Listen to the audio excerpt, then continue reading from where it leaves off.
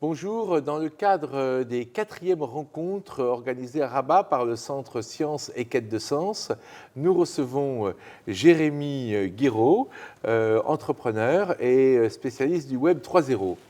Jérémy, bonjour. Bonjour. Alors expliquez-nous, qu'est-ce que c'est que le Web 3.0 alors? Alors le Web 3.0, c'est la suite logique du Web 1.0 et 2.0. Pour résumer, le Web 1.0, c'est le Web de l'écrit, c'est le Web des années 90-2000. Vous avez des sites Internet, vous pouvez consommer du contenu, mais vous n'êtes pas producteur de contenu. Le Web 2.0, c'est le Web auquel on vit aujourd'hui. C'est le Web des réseaux sociaux, de la production de contenu, TikTok, Instagram, la production de vidéos, de podcasts, etc. Et le Web 3.0, c'est le futur d'Internet. C'est le web où nous allons tous devenir propriétaires de nos données et propriétaires en tant qu'utilisateurs des services que nous utilisons sur Internet. Et alors justement, ce fait que nous soyons propriétaires de nos données, ça ne va pas être très facile parce qu'aujourd'hui, on a vraiment l'impression que nos données sont utilisées massivement pour nos profils, par les GAFAM, pour justement détecter nos goûts, nous vendre des publicités, etc. Donc comment ça va se passer? Il va y avoir des résistances de la part des géants du web, non, pour cela? Tout à fait. Toute l'économie du Web 2.0, c'est l'économie de l'attention. C'est d'aller capter les données des utilisateurs, qui les donnent gratuitement, et de revendre ces données à des publicitaires, et de faire de l'argent, et donc de capter toute cette valeur économique. Tout le principe du Web 3.0, c'est de dire que la masse fait la force. Finalement, ces GAFAM, oui, ils sont très puissants, mais ils sont puissants justement puisque nous acceptons de leur confier toute notre donnée. Et c'est cette acceptance-là qui crée donc cette surdomination des GAFAM. Alors bien sûr, ils vont être résistants, ils sont aujourd'hui surpuissants, mais il y a justement des modèles économiques nouveaux dans le Web 3.0 qui permettent d'espérer de renverser à terme cette hiérarchie, cette surdomination des GAFAM. Quel genre de modèle, par exemple? Par exemple, tous les modèles qui sont basés sur la tokenomie. Aujourd'hui, la puissance des GAFAM dans le Web 2.0, il s'explique par les effets de réseau. Concrètement, plus il y a de monde sur un service, plus ce service a de la valeur. Si aujourd'hui, nous sommes tous sur LinkedIn, par exemple, ou Instagram, c'est parce que tous nos amis ou nos contacts professionnels y sont. S'il n'y avait personne sur ce réseau, nous n'aurions aucun intérêt à y aller. Or, la force du Web 3, c'est d'inventer une incitation économique à y aller même quand il n'y a personne. C'est-à-dire qu'il peut y avoir des premières personnes qui viennent sur un réseau Web3, sur un service Web3, et ces personnes-là, puisqu'ils sont propriétaires, vont être rémunérés à la hauteur du risque qu'ils prennent en tant qu'utilisateurs. Et donc ce modèle de token... Avec des tokens, des monnaies virtuelles, donc comme... Exactement, avec des monnaies virtuelles. Comme le Bitcoin, mais différents, enfin d'autres. Exactement. Plus il y a de monde sur le réseau, plus la valeur du nouvel arrivant baisse. Donc c'est complètement l'inverse en fait, du modèle Web 2 classique. Mais ça permet de casser cet effet de réseau qui est en fait la vraie raison, la vraie résistance dans le modèle économique qui explique la surpuissance des GAFAM aujourd'hui. Il y a juste un problème, c'est que WeChat, c'est gratuit, Facebook, c'est gratuit, la recherche sur Google, c'est gratuit, YouTube, c'est gratuit. Et si tout ça est gratuit, ce qui met énormément de connaissances et de services à la portée de toute l'humanité, y compris au fin fond de l'Afrique, etc., si c'est gratuit, c'est comme on dit, c'est parce que c'est nous le produit. Absolument. Donc le problème, c'est que si nous ne donnons plus nos données, la plupart des services de la vie quotidienne, comme par exemple se parler ou téléphoner par WhatsApp, regarder des vidéos sur YouTube, ne sera plus accessible parce que le modèle des GAFAM ne tiendra plus et ils ne pourront plus offrir cela gratuitement. Est-ce que vous avez prévu un remplacement pour tout ça? Alors, comment ça va se passer? C'est une très bonne question, le sujet de la gratuité, puisque c'est une des raisons qui explique aussi que les utilisateurs sont si attachés à ces services. Moi, je pars du principe que quand bien même ces services deviendraient payants, en réalité, les utilisateurs gagnent aussi de l'argent en utilisant ces services. Donc en réalité, il y a un jeu comme ça d'équations qui s'annule. Et d'autre part, quand on devient utilisateur de ces nouveaux services Web3, on est incité aussi à ce que le service réussisse.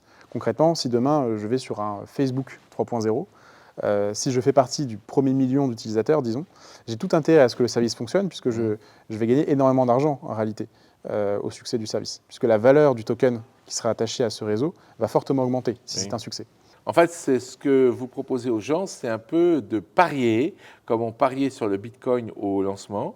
Vous pariez sur un nouveau réseau, comme on pouvait parier sur une nouvelle monnaie virtuelle. C'est un peu ça l'idée. Absolument. C'est ça. Absolument. Et vous pensez que ça peut vraiment prendre en ampleur au point que ça peut remplacer des choses qui aujourd'hui sont gratuites? Parce que les gens sont quand même attachés à la gratuité de l'Internet. Il y a beaucoup de difficultés à faire payer les gens sur Internet, même si certains peuvent avoir des récompenses, comme vous le dites.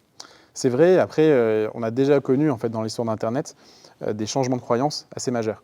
En fait, quand on regarde l'Internet du début des années 2000, des années 90, personne n'aurait cru qu'on laisserait des GAFAM capter toutes nos données et les monétiser et construire cette économie de l'attention. Puisque en fait, quand on écoute les gourous de l'Internet de l'époque, c'était une vision extrêmement utopiste. C'était de dire, on va faire les autoroutes de l'information, ça va être un grand espace démocratique, décentralisé.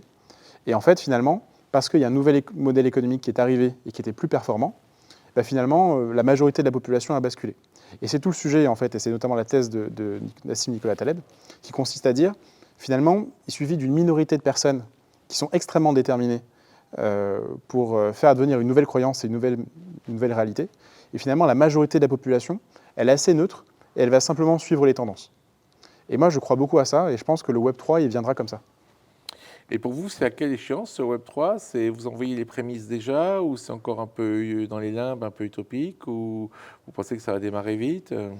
Alors, moi, je reste assez conservateur là-dessus. Je n'ai pas envie de crier aux prophètes en expliquant que le Web3 est ici à horizon de 5 ans et que Google est sur le point de s'effondrer, ou Facebook, notamment parce que je vois des limites aussi au modèle qui expliquent pourquoi le Web3 n'est toujours pas dominant aujourd'hui. Donc moi, si je devais prendre un pari, je dirais entre 10 et 20 ans. Donc vous voyez, on est quand même sur une échéance assez longue, surtout quand on parle de technologie, qui est à un rythme extrêmement Alors justement, rapide. vous avez parlé des limites. Alors dans votre livre sur le Web3, il y a aussi une réflexion sur les promesses non tenues des technologies numériques et les limites du numérique. Pouvez-vous développer un peu ça? Oui, mais il y en a plusieurs. La première limite évidente, c'est le sujet de la précarisation. Aujourd'hui, une grande partie disons de nos acquis sociaux sont des acquis sociaux qui sont hérités d'un système économique qui est en train de mourir. C'est-à-dire, en fait, tout ce compromis lié au salariat, globalement du compromis fordiste des années 40-70, il a déjà été extrêmement chamboulé par l'économie digitale finalement d'aujourd'hui, c'est la fameuse ubérisation. Et moi, je pense que le Web3, il risque d'accélérer encore cette tendance-là, notamment parce qu'il va complètement standardiser le paiement à la tâche. Je parle beaucoup dans mon livre de ce qu'on appelle les DAO. Les DAO, c'est des nouvelles organisations, une sorte de nouvelles entreprises. On ne sait pas trop encore comment les définir, puisqu'elles cassent justement les barrières entre les entreprises, les associations.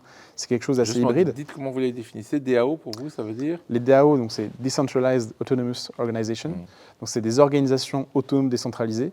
Concrètement, c'est la transposition aux organisations de ce que sont des crypto-monnaies pour la monnaie ou pour des transactions Vous pouvez sur donner Internet. des exemples de DAO qui fonctionnent aujourd'hui ou qui existent déjà? Par exemple, il y a une DAO donc il y a plusieurs types de DAO qui fonctionnent déjà. Une première catégorie, c'est des fonds d'investissement. Il y a beaucoup de fonds d'investissement qui se sont construits comme des DAO, qui sont en fait des fonds qui décident de manière décentralisée d'investir dans des sociétés. Et l'investissement se fait de manière automatique dès lors que la société remplit tel ou tel critère qui ont été prédéfinis. En fait, tout l'intérêt du côté autonomous de l'organisation, c'est de rendre programmable et donc automatique certaines décisions. On définit en amont dans la gouvernance des choses qui sont immuables et qui sont essentielles pour la mission de l'organisation.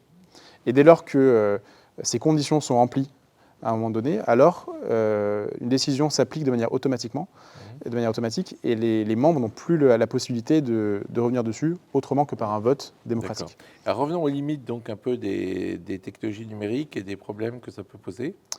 Alors les limites, donc je l'ai dit, la précarisation, c'est un premier sujet. La deuxième limite que je vois, c'est limite en termes d'expérience utilisateur. Je pense qu'aujourd'hui, les services Web3, ils sont... alors vous avez mentionné la gratuité. Moi, avant même la gratuité, je pense que la première barrière à la diffusion du Web3, c'est la simplicité d'utilisation. Aujourd'hui, c'est un écosystème qui a été pensé par et pour des personnes qui sont addictes à la technologie et pas pour le grand public. Et je pense qu'aujourd'hui, c'est le principal frein à la diffusion. Donc pour moi, c'est la principale limite aujourd'hui quand même, c'est l'expérience utilisateur qu'on va trouver sur ces plateformes. Je pourrais en rajouter d'autres, évidemment. Je pense que le sujet environnemental est clé également.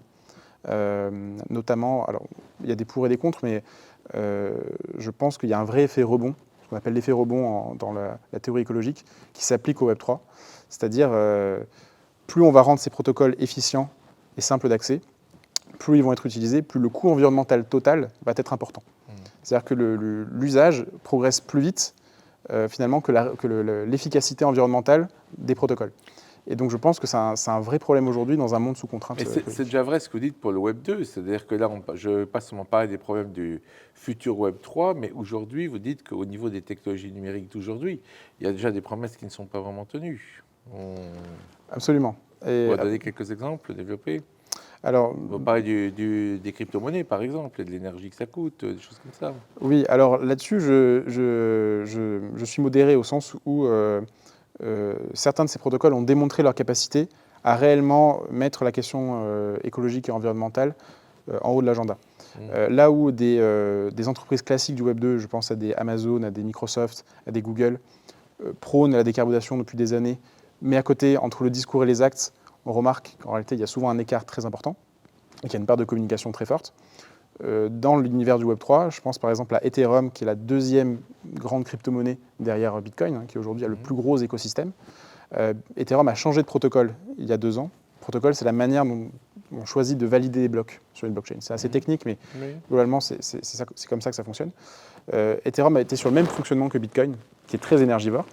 Ethereum a complètement changé dans sa manière de faire, justement pour cette question écologique. Et immédiatement, Ethereum a réduit de 98% sa consommation énergétique, à tel point que même Bruno Le Maire en a fait un tweet en expliquant qu'Ethereum avait réduit de 0,01% la consommation énergétique mondiale en une nuit en changeant de protocole. Donc pour vous dire que ça a eu un vrai écho, on s'est dit tiens, c'est la première fois que des technophiles semblent faire quelque chose d'extrêmement tangible et concret pour la question écologique. Alors pour finir, les réseaux sociaux et le web en général jouent un rôle très très important dans une nouvelle civilisation parce que plus il y a de connexions à l'intérieur d'une population ou d'une civilisation, plus ce système justement est volatile, complexe, ambigu, comme on dit VUCA.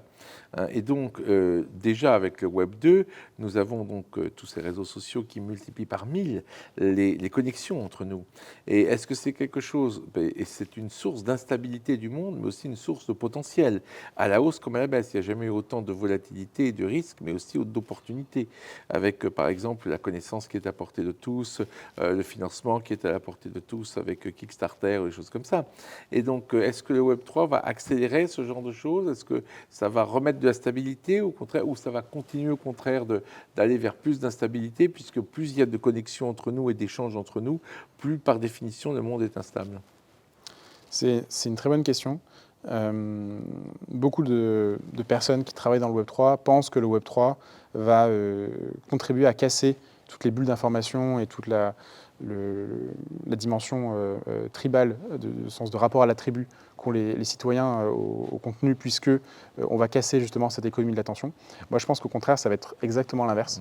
C'est-à-dire, je crois beaucoup au fait que le Web 3 va accélérer ce que j'appelle la tribalisation du monde, au sens même de régime de propriété d'Elinor Ostrom, public-privé, tribal commun. Au sens de les tribus de Mafezoli, peut-être. Le temps des tribus, oui. Mafezoli avait prédit ce genre de choses. Exactement. Et je crois au fait que le Web 3 en fait, a une dimension extrêmement politique et communautaire. C'est extrêmement fort. En fait, dans chaque communauté, il y a un esprit commun, il y a une philosophie commune. Et je pense qu'au contraire, le Web 3 va contribuer à fracturer la société de ce point de vue-là. C'est-à-dire qu'on n'aura jamais autant de facilité à trouver des personnes qui nous ressemblent, quand bien même elles habitent très loin de chez nous. Et on n'aura jamais autant de facilité à construire des projets avec ces personnes-là.